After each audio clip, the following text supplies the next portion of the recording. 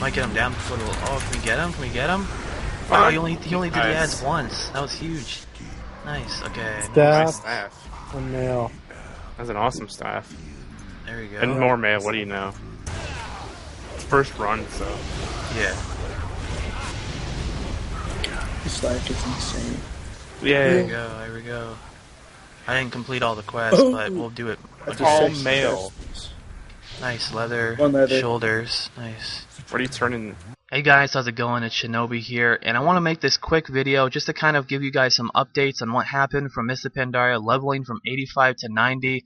I had to talk about how the European servers actually started and went out before us 9 hours earlier, how that played a big factor into the strategy that I had set up for my team and what we were doing, and a lot of other stuff too, and maybe give you some tips and stuff to help you guys out, because things have changed since before in beta to live to even right now. So if you're ready, I'm ready, let's go. Now the first thing I want to talk about is how the European servers actually got to go first, and their servers went live at 6 p.m. EST my time the day beforehand, which was 9 hours before ours went up on the 25th. Now that did play a big factor because, you know, I wasn't really going for world first or anything like that. We were going for server first. However, this would give Blizzard about 9 hours to monitor these people trying their different tactics and nerf things accordingly, and that did play a factor on some of our strategies. Not that we were doing any strategies that were, you know, going to make us get banned or anything like that. You know, the strategies that we had come up with together as a team was ones that, okay, we have to all level up at the same rate, not just having one person level up and we tag and do this and that, and we weren't also going to, you know, do anything that was like going to be not legit and get banned and everything like that. So we pretty much had a couple rules towards how we were going to do it. Now there was a world first, and that was by a guy named FS, and he's a guild leader of a guild called Borked.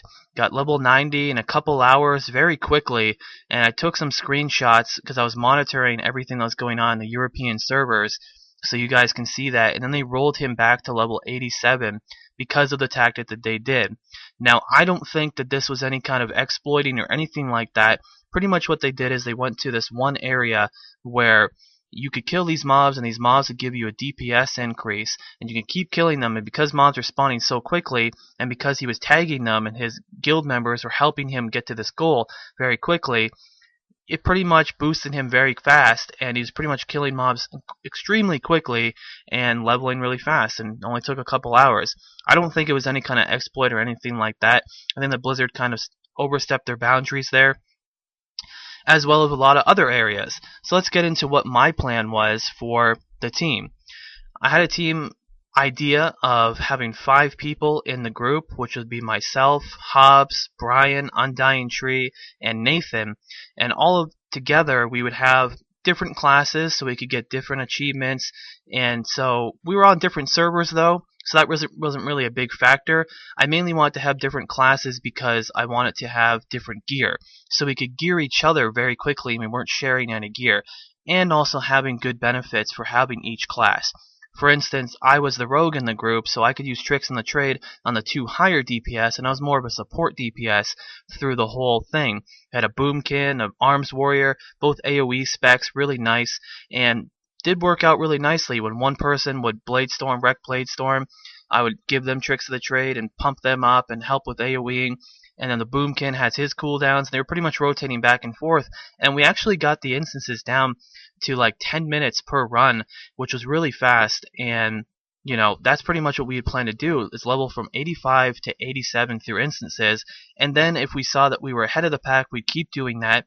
If we were tied or behind, we'd split off and then go do some quests in Kunlai Summit and level quickly through there, because Kunlai is really nice for XP and everything like that. But we ran into some problems, and the problems were that the servers actually were up 9 hours before the American servers were, so Blizzard got to watch what other people were doing.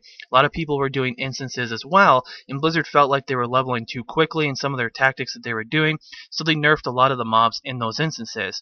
So when we actually finally did get going with it, it was actually not very fun for us because we were leveling way too slow, and that did hold us back a lot. So we decided finally to break off and go quest by ourselves and level up and all that stuff. So that did play a big factor, and it sucks that that happened. You know, I would have really liked to have been 88 when they did this nerf. However, they did it even before the servers came up for us, and it's unfortunate, but that's how it goes.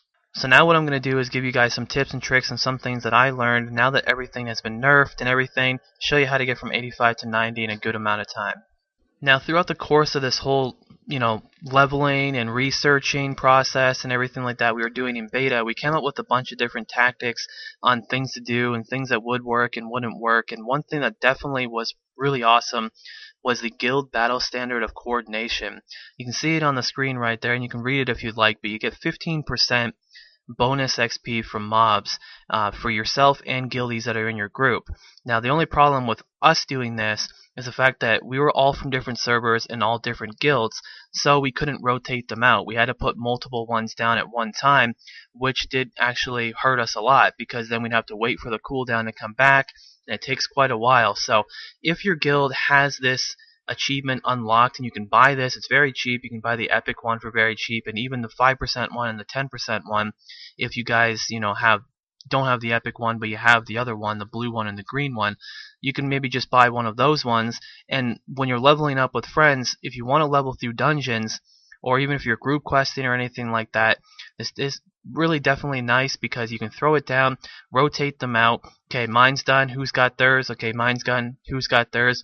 So you're essentially pretty much taking 3 less bars per level for you to level just by using something as simple as this. So I hope this tactic does help you out a little bit. Let's move on to the next tips. Now we've already talked about the guild battle standard there. The second thing I want to tell you about is 5-man group with guild.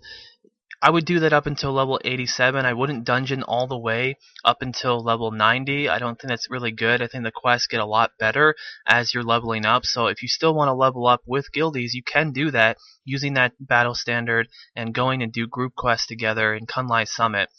Kunlai Summit is really good. You can do it solo or with your group. Level 87 to 88. I would definitely suggest going there. The quests are really nice. They kind of like roll together really nice. You get some good gear, and the XP that you get from there too is definitely a lot more. When you're leveling in the Jade Forest and in Valley of the Four Winds, you get like 130k XP per quest turn-in, whereas in the Kunlai Summit, you get about 171k pretty much for every turn-in that you do for your quest there. After you're done there, you want to go to Town Lawn Steps, which is going to be 88 to 89, and then finally go from Dread Waste from 89 to 90. Now, there are some other areas that you can go to. However, I feel like this is the kind of the best lineup on how you can do this. Also, make sure that you're doing every instance while you go through it. Do it at least once because they have the instance quests in there. So queue up for it for random. Get the bonus XP from random, get some nice gear to help you level quicker, and turn in some of those quests while you're doing the instances. And then, don't do them more than that after you reach 87. You want to quest from 87 to 90 with either yourself or with your guildies. I hope that some of these tips and tricks helped you guys out, and also if you didn't know about the updates on how people did level up to 90 very quickly, a lot of tactics in what we used. We did break off around 87, go and do our own thing, going to Kunlai Summit and kind of continuing through there. I, however, did not get server first rogue. With everything that happened, with us taking an hour before we finally got in and actually doing the instances, having DCs non-stop from members of the team, the nerf to the XP, everything like that. I mean, all those factors, they did play huge factors in us trying to level up, and I want to congratulate Death Guys, which is a rogue from Darkspear. He actually got server first, and he said that he'd like to talk to me and maybe do an interview with me so that, maybe we'll make a video of that coming up, and maybe he had some different strategies that he did that I didn't mention in this video, so look for that video to be soon. He's a pretty nice guy, and I do want to congratulate him once again. Also, I want to thank you guys. I want to thank Hobbs, Brian, Nathan, and Brandon, all of you guys for helping me out and helping each other out in trying to do this. It was a lot of fun doing the live stream. It was a lot of fun leveling up, even though it was not as fast as we were hoping it was going to be, and nerfs did happen.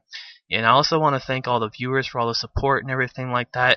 I do plan on next expansion really, tackling this stuff, but you can really prepare so many different ways, but with the European servers coming out, first pretty much, I hope they never do that again.